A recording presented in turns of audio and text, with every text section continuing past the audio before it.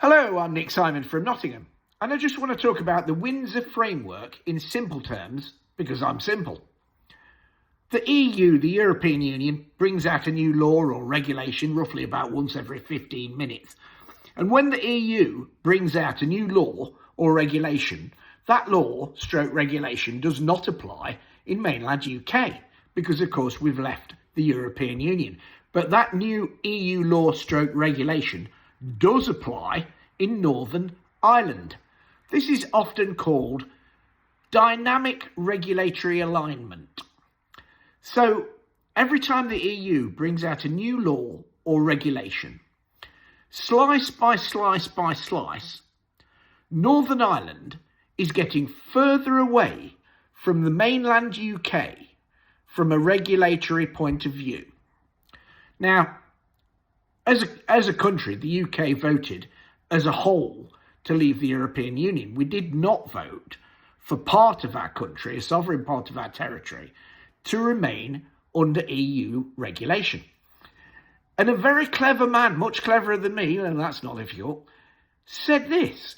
He said that no country in the whole world other than the UK would ever tolerate a part of its sovereign territory, Northern Ireland, being regulated by a foreign power, the EU. Because since we left the EU, the EU is a foreign power, but it isn't in Northern Ireland.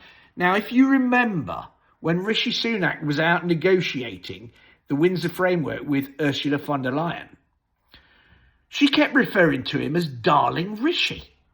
And she was very nice and smiley to him. Well, it's no wonder, is there really? Because Darling Rishi was in the process of giving her Northern Ireland. From a regulatory standpoint, Rishi Sunak has given Northern Ireland to the European Union. So no wonder she called him Darling Rishi. Now, the Conservative Party is heading for a general election wipeout, meltdown, because of Rishi Sunak, entirely because of Rishi Sunak. And Rishi Sunak needs to go, and he needs to go now. If they replaced him with any one of about 4 or 5 candidates, all of them female in my view, but any one of about 5 candidates that replaced Rishi Sunak now could turn the party's fortunes around, and they could well have a chance of winning the general election. I will nail my colours to the mast. My favourite candidate would be Suella Braverman. Suella Braverman speaks to me. She's genuine. She's a conviction politician. And Suella Braverman, to me, speaks with the voice of ordinary people, ordinary British people. So I want Suella Braverman to be Prime Minister. But there's one thing and one thing certain. Rishi Sunak has to go, and he has to go now.